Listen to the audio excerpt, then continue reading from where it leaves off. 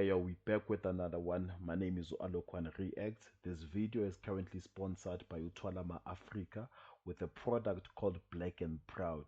Now, this product is about dealing with African problems using African herbs. Yeah. Henda, you are now entering a space for Black history. Growing up in a global city is just amazing. Yeah. In a global village, absolutely amazing. What led to your family traveling so much? Black people were not allowed to study past matric. So my grandfather, Utemba, my dad's dad, believed in education so much, he sent my parents away. At the time, my dad was a male nurse and my mom was a domestic worker. He named me Fundiswa, which is the one who's to be educated. So my family's obsessed with education. Yeah. That's my second name. And then, Something we have in common. Mine is Funzo. Which is? Education in Venda. Gama. Yeah. So can I call you Gama from now on? Scarja Lamona. Vito. No, Vito's another karma. Yeah. So yeah, they were just obsessed with education and they were like, we're not going to be those kind of blacks. And my grandfather was like, go. So we left. My parents didn't see their parents for...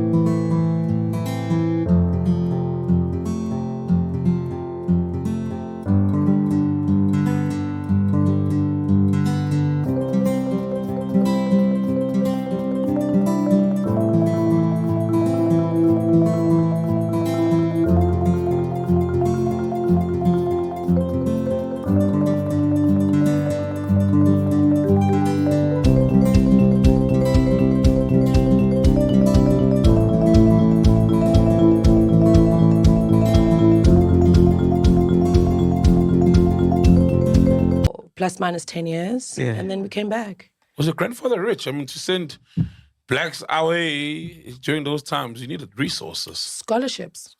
Oh, wow. So my entire family was sponsored by Christian Aid. Wow. Yeah, my dad went over first, and then 6 months later, my mom took my sister and I, and we followed. And then, we didn't come back. So scholarships. We're not those kind of people. You're a big activist for female rights, feminism, whatever you want to call it, right? Mm-hmm. So another story that He didn't mean it with that tone, guys. Because I know a little whatever you want to call it, that women's month. No, he didn't mean it like that. He was just had a loss for words. As you were saying. So another story that just came out is the Mihlali story, right? What is it? Okay, I'm not on Twitter, so there are a lot of stuff I miss. Okay, so I love you, Mihlali, by the way, before we get into trouble here. 100%. So basically what happened with Mihlali is that she posted on her IG pictures of her bruised, right? Insinuating that her boyfriend or whoever she's with, what's his name? Leroy. Is she back with Leroy? Yeah. Okay. Looks like it, right? Okay. Insinuating GBV, right? Yeah. And then she quickly took those down.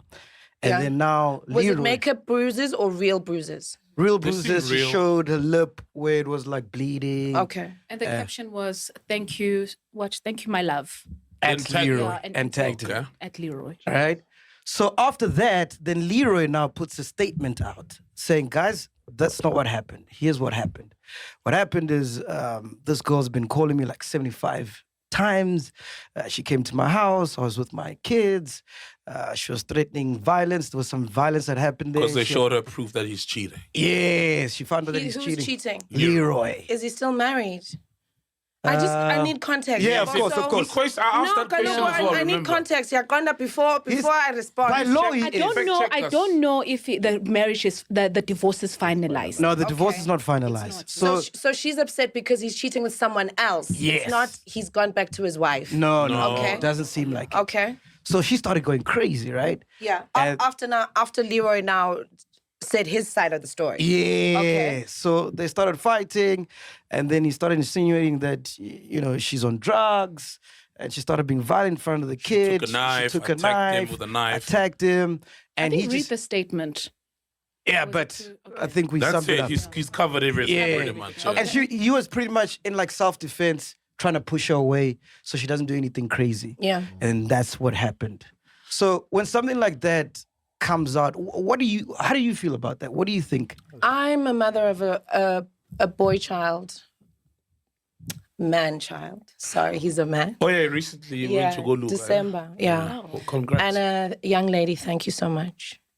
For me, I always tell my kids, never start a fight. But if someone starts it with you, finish it. No one has the right to touch any of my kids, male or female. No one has the right to abuse them, male or female. So for me, that's the law in my home. Never start a fight. But if someone starts it, finish it, and make sure they never start a fight with you ever again. So that's my stance. Like you can't, guys. We can't be hypocritical about anything. We can't be hypocritical about being treated well, and we can't be hypocritical about being treated badly. So if that is the truth, his truth is valid. And Like- also this thing here, GPV, man. I think most ladies are pushing it to us men to take it more serious than they are doing at the present moment, because it's kind of thing you get a female that's being violated physically, and then lo muntu loyo, it's hard for them to go open a case. Lo muntu loyo still keeps dating the same person. Mom advised ukuthi lo muntu loyo, they tell you ukuthi this person is the father of my kids, this person supports what, this person ngithi bayamazi. And it's now hard for even us gents to say, ladies will fight this thing with you, because of ezinye abantu bayahlala indaweni ekumele ngabe bayaphuma kuzo, and indawo mayengakusebenzeli, just we should normalize living as people. If indawo ayikusebenzeli, just leave. It's as simple as that. Uthando will forever be there. You'll find love elsewhere. Just leave mangabe you are being ill treated. It's not worth impilo yakho. If my son comes to me, Thank do you know you what for I that. mean? Actually, that's so honest. No, I'm a mom of a male and a female. I can't be biased. I can't. What do I tell my son, or what do I tell my daughter when my son comes home and he's been physically abused? Am I supposed to say, "Oh, you know, Declan"? No, like abuse is abuse, and it's unacceptable. Any kind of abuse is unacceptable. And what do you think about females that use GBV to try to weaponize it? You know, like... I hate it. And that's why I had to shut down Caesar when he was trying to like be on some Unati, Nini. I was like, I've never accused you of anything. Oh, what was he saying? He was saying that, you know, in this era of Me Too and GBV, you know, Unati, na. And my lawyers were like, nip that in the bud. And that's when I was like, I've never accused you of anything. So let's not. Yeah. You know Because what I that does happen, though. Let's be It honest. happens all the It does, time. And it takes away from the real victims. It happens all the time. There's a friend of mine who I just stopped being friends with her because she woke me up the one morning, 7 o'clock in the morning. She's crying. I talked to her counselor for about an hour. Then I'm like, hey, man, story's not adding up. You're talking about a hockey stick and he cut your lip with your hockey stick. But where does your hockey stick stay? And she's like, under the bed. And I'm like, okay, so somehow it got from under the bed to his car. She smashed his car. But she didn't talk about, you know, how she took the hockey stick out, swung at him, hit him. He grabbed the hockey stick from her, hit her back, and there was a back and forth. So then I called another friend of ours and I was like, hey, what happened here? Did you hear about it? And she's like, yeah. I'm like, what do you think? And she's like, I'm suspicious. And I'm like, well, this. And then she's like, yeah, Uban started the fight. Then I'm